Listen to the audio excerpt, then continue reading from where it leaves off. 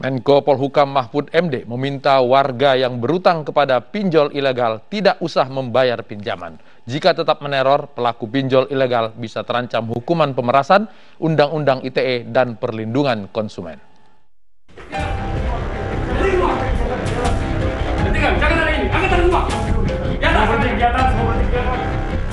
Akses layanan pinjaman online ilegal menjadi fenomena mencekam di tengah disrupsi teknologi hari ini. Pinjol hadir memberikan kemudahan teknologi, namun justru kerap kali berbalik menjadi mimpi buruk. Jerat bunga yang besar membuat peminjamnya tercekik oleh lilitan utang yang semakin mengembang. Tanpa syarat rumit dan berbelit, sekelompok orang mengambil langkah singkat peminjaman uang melalui pinjol ilegal. Menteri Koordinator Bidang Politik, Hukum, dan Keamanan Mahfud MD dengan tegas mengatakan, korban pinjol ilegal tidak perlu membayar tagihan kepada para penyedia jasa pinjol ilegal. Pinjaman online, pinjol ilegal itu ya ilegal, namanya juga ilegal. Tapi bisa dinyatakan tidak memenuhi syarat sehingga bisa dinyatakan batal atau dibatalkan. Ya. Oleh sebab itu, himbauan atau ini statement resmi dari pemerintah yang dihadiri oleh OJK dan BI. Teror pinjol tidak kenal kelas. Tidak hanya warga biasa, Wakil Gubernur Lampung juga ikut terteror oleh pinjaman ilegal. Kita akan berbincang dengan Wagub Lampung, Husnunia Halim. Bu Nina, selamat malam. Selamat malam, Mas Latif. Gimana ceritanya ini teror pinjol kok bisa sampai masuk ke kantor Wagub? Oh iya, saya mungkin sudah beberapa kali mendapatkan pesan seperti itu. Cuman saya kira awal-awal seperti kayak spam atau apa yang informasi berhadiah seperti itu saya nggak terlalu perhatikan. Cuman akhir-akhir agak kasar dan akhirnya kemarin karena ini saya screenshot gitu. Saya nggak nyangka nomor saya dijadikan penjamin orang yang berhutang di pinjol. Oke, siapa itu yang menggunakan nomor Ibu? Ibu kenal? Saya tidak kenal, dan ini bukan yang pertama. Kalau yang saya screenshot dan saya umumkan di medsos saya itu bukan yang pertama. Sebenarnya beberapa kali tidak ada satu pun nama yang saya kenal. Oke, jadi nomor Ibu ini kenapa bisa diketahui oleh banyak orang? Apakah memang Ibu punya kebiasaan memberikan kepada masyarakat nomor tersebut? Betul sekali, karena memang kalau ada dulu misalkan sebelum COVID bertemu fisik dengan siapa, bisa minta nomor kontak, saya kasih. Kalau ada perlu apa, aspirasi atau apa, laporan atau apa, lebih cepat karena saya langsung yang handle handphone saya.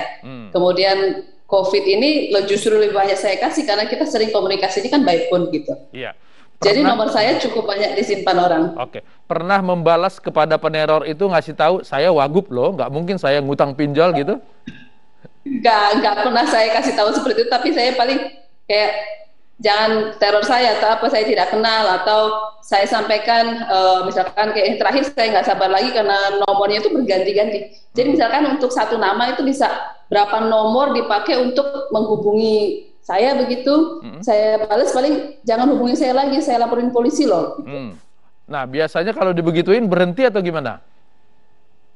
Dia balas kasar loh, jadi laporin aja, justru Anda yang saya proses hukum, bla bla bla begitu. Ya, akhirnya saya kalau nggak tahan paling saya blokir, selesai gitu. Kalau di WhatsApp, kalau di SMS cukup saya diamkan gitu. Sudah melaporkan teror ini ke kepolisian?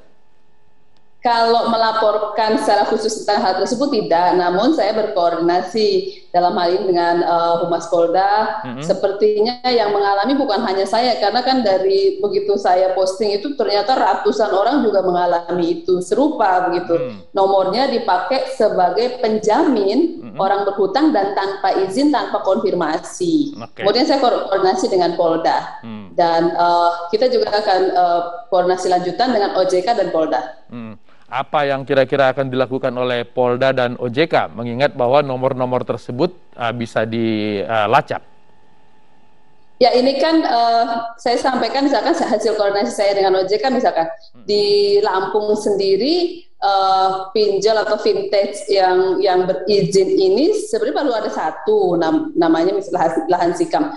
Jadi di luar itu seperti yang saya cek yang menghubungi saya itu nggak ada yang di Lampung, dan informasi dari Polda juga kalau yang selama ini banyak dilaporkan meneror orang begitu, itu tidak ada yang di Lampung gitu. Dan Polda juga nanti mungkin dari Polda sendiri yang menyampaikan, tapi hasil saya koordinasi memang sedang serius menangani ini. Oke, Bu Nuni, ini kan Ibu ikut merasakan sendiri bagaimana gawatnya teror dari pinjol itu, dan biasanya masyarakat terjebak meminjam pinjol ilegal karena memang kesulitan sekali untuk mengakses bank yang konvensional. Ada kira-kira cara yang akan dilakukan di Lampung untuk mengatasi teror pinjol ini? Ya, kalau yang berhutang di pinjol, kebanyakan dari yang saya baca dan saya dapat informasinya sebenarnya hutangnya itu tidak terlalu besar, rata-rata 1 juta atau di bawah 1 juta begitu. Nah kemudian kita berkoordinasi misalkan dengan hasil koordinasi dengan OJK, rencana kita ingin perluas akses keuangan masyarakat dengan memperbanyak lembaga keuangan mikro. Artinya kalau yang besar mungkin berhutang di bank, kalau yang 1 juta ke bawah mungkin bisa di keuangan mikro tersebut, namun dengan legal, artinya aturannya jelas gitu. Oke. Di Lampung itu banyak nelayan, banyak petani, pasti mereka sangat menunggu dengan sistem peminjaman yang mudah ini. Sejauh ini sudah seperti apa? Ya, jadi sejauh ini memang kalau lembaga keuangan mikro masih perlu dimaksimalkan lagi, karena masih banyak memang persoalan-persoalan lembaga simpan pinjam yang masih ada persoalan kayak berapa PMT, ada masalah dan sebagainya begitu, karena mismanagement. Nah itu yang harus kita hati-hati. Namun karena mendesak, saya menginisiasi kemarin dengan OJK, kita ingin di daerah-daerah terutama agar lembaga keuangan yang legal, lembaga keuangan mikro yang legal ini bisa lebih banyak lagi, namun itu juga dengan pengawasan yang ketat. Oke, Bu Nuni, mudah-mudahan dengan tampilnya Ibu malam ini para peneror berhenti untuk meneror Ibu Wagub. Selamat malam.